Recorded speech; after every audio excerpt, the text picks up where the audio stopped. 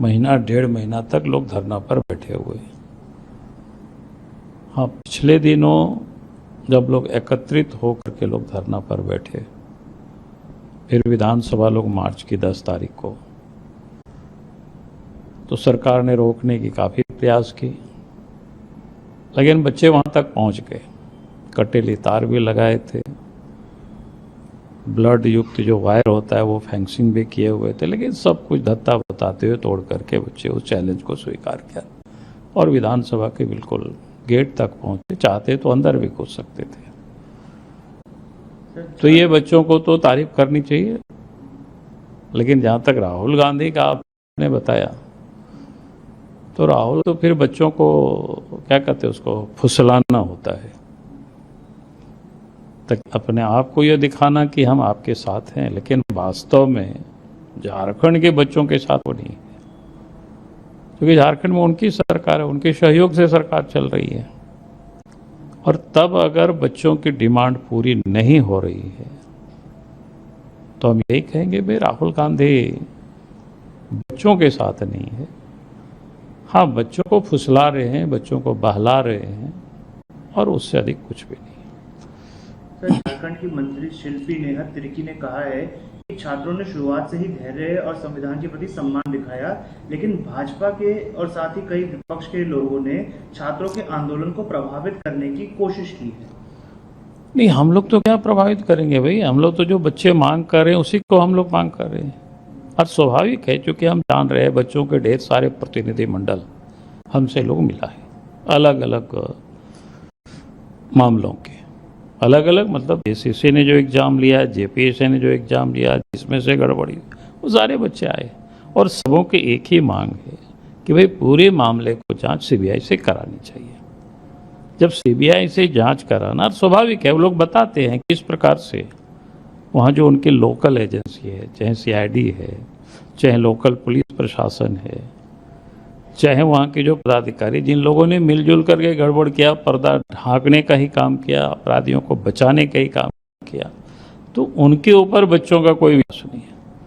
इसलिए बच्चे कह रहे हैं कि सीबीआई से जांच हो, तो हम लोग भी कह रहे हैं, बस सरकार को क्या डर है, सरकार को जांच करानी चाहिए सीबीआई से। सरकार कह रही है कहीं कोई गड़बड़ नहीं हुआ है, तो अगर गड़बड़ नहीं हुआ है तो फिर डर काहे को सीबीआई से भाई। इसकी जांच के तार देश भर से जुड़ा हुआ है। सीजीएल का एग्जाम में बच्चों के क्वेश्चन पेपर कहाँ रटवाया गया, नेपाल में। क्वेश्चन पेपर कहाँ रटवाया गया, बिहार में, बंगाल में, झारखंड में, पता नहीं कहाँ कहाँ किस प्रकार से हुआ है। तो इतने सारे लोग जब जुड़े रहते हैं, और फिर वही सीआईडी, जैसे हमने कहा कि पिछले 4-5 वर्षों से लड़के संघर्ष कर रहे हैं, लड़ाई लड़ रहे हैं, तो न्याय तो कभी मिला नहीं, तो कैसे उसके ऊपर भरोसा करेंगे। इसलिए बच्चे मांग करेंगे भाई सीबीआई से जांच हो, सिंपल सी मांग है, कोई बहुत लंबी चौड़ी नहीं मांग है। सर, राहुल गांधी ने दिल्ली में छात्रों पर हुई पुलिस कार्रवाई को लेकर केंद्र सरकार पर हमला किया है और कहा है कि बच्चों के ऊपर गोलियां चलाई गई, पैलेट गन का इस्तेमाल किया गया और कील लगी लाठियों से इस्तेमाल करके बच्चों को पीटा गया।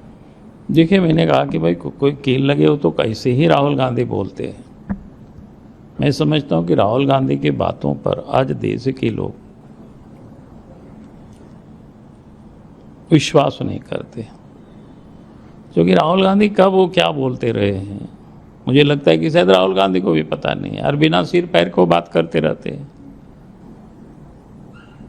वही झारखंड की धरती पर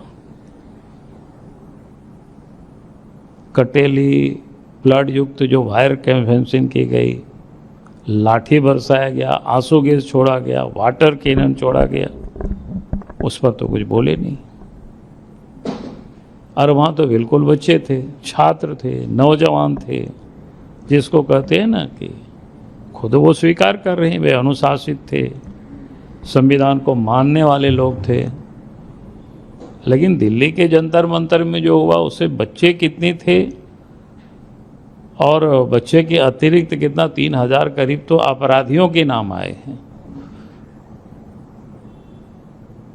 तो बताओ, आप दोनों की आप तुलना करेंगे तो फिर आपको समझ में आएगा। सर, बीजेपी सांसद कंगना रनौत ने वंदे मातरम को लेकर कांग्रेस पर निशाना साधते हुए एक बात बोली। उन्होंने कहा कि बीजेपी का विरोध करते करते कांग्रेस अब इतनी देश विरोधी हो गई है कि वंदे मातरम को रुकवाने का इतना प्रयास तो पाकिस्तान ने नहीं किया जितना कांग्रेस कर रही है। नहीं, कांग्रेस पार्टी ने पहले भी इसका विरोध किया था। जब बंकिम चंद्र चटर्जी ने जब वंदे मातरम गीत गाया, और पहले कांग्रेस पार्टी के ही अधिवेशन में या उसको गाया जाता था राष्ट्रगीत, लेकिन बाद में जो इस देश में जो पृथकतावादी जो ताकतें थी, जिसको कह सकते हैं ना, मुस्लिम मौलाना, उस समय लोगों ने विरोध किया, तो उसी समय से उन्होंने काट छाँट करना शुरू किया, और काट छाँट करते करते हिंदुस्तान के ही उन्होंने टुकड़े कर दिए, पाकिस्तान बन गया। यानी जिन्हें वंदे मातरम नहीं कहना था, जो एक देश में नहीं रह सकते थे, तो उनके लिए तो पाकिस्तान बन गया था। तो स्वतंत्र भारत होते ही कांग्रेस पार्टी को वंदे मातरम गीत को, पूरे वंदे मातरम को स्वीकार करना चाहिए था, लेकिन उन्होंने नहीं किया।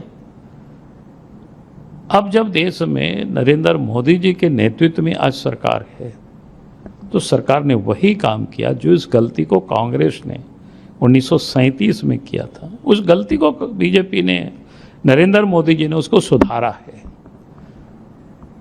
और अब लेकिन आज कांग्रेस पार्टी की मानसिकता क्या, आज भी वो तुष्टीकरण की राजनीति करते हैं। भाई, आप वंदे मातरम, भारत की पहचान तो किससे है? राम से है, कृष्ण से है, दुर्गा से है, यहाँ की नदी नाला, इस पर्वत पहाड़, इस भूमि से है। तो अगर उसकी पहचान को ही हम याद नहीं करेंगे, उसकी हम वंदना नहीं करेंगे, तो फिर हम करेंगे क्या?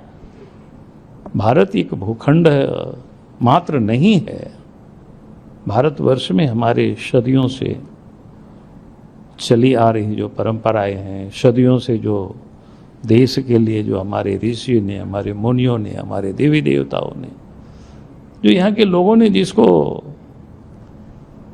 आदर से उसको स्तुति की है, उसकी गान की है, तो हमें उनको याद करना चाहिए। यही तो भारत की हमारी पहचान है, यही हमें दुनिया से भारत को अलग करती है। सर, स्वतंत्रता दिवस पर सोनिया गांधी की वायरल वीडियो जिसमें वो वंदे मातरम को रुकवाती हुई नजर आ रही हैं, कांग्रेस अध्यक्ष मल्लिकार्जुन खड़गे कह रहे हैं कि उन्होंने वही वंदे मातरम गाया जिसे महात्मा गांधी और जवाहरलाल नेहरू गाते थे। इसके अतिरिक्त ऐसा उन्होंने कुछ गलत नहीं किया है। और बीजेपी वाले कौन होते हैं बोलने वाले, बीजेपी की आज़ादी में क्या योगदान था, और बीजेपी तो राष्ट्रद्रोही पार्टी है। अब मैं कहूँगा कि आप राष्ट्रद्रोही कौन है तो देश की जनता अब तय कर रही है, क्योंकि इस देश में पिछले 3 बार से देश के प्रधानमंत्री नरेंद्र मोदी जी को देश की जनता चुना है, और कांग्रेस पार्टी को पूरी तरह से देश की जनता ने नकार दिया है।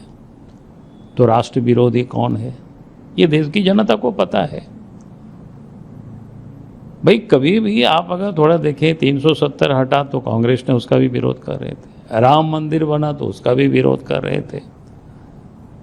कांग्रेस पार्टी यहाँ तक कि जब एयर स्ट्राइक हुआ उस समय भी कांग्रेस पार्टी विरोध कर रहे थे। सर्जिकल स्ट्राइक हुआ उस समय भी कह रहे थे कहाँ हुआ, क्या हुआ, कितने मारे गए।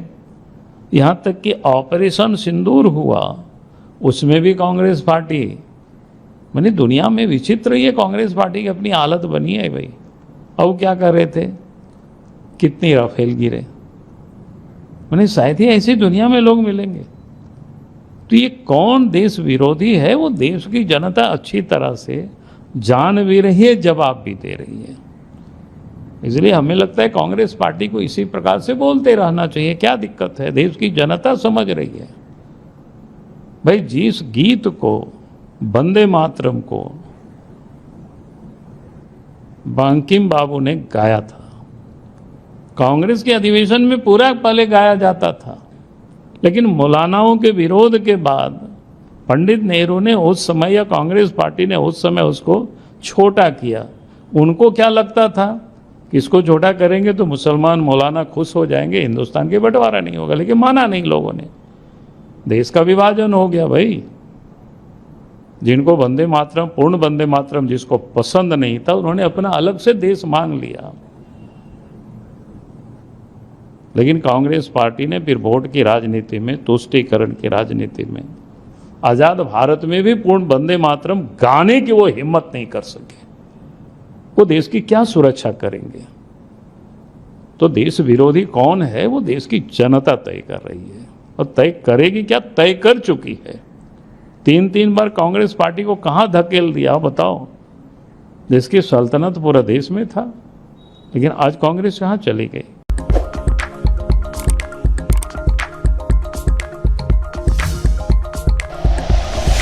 Like and share videos, subscribe करें हमारा चैनल और प्रेस करें बेल आइकॉन। News 11 भारत, सच है तो दिखेगा।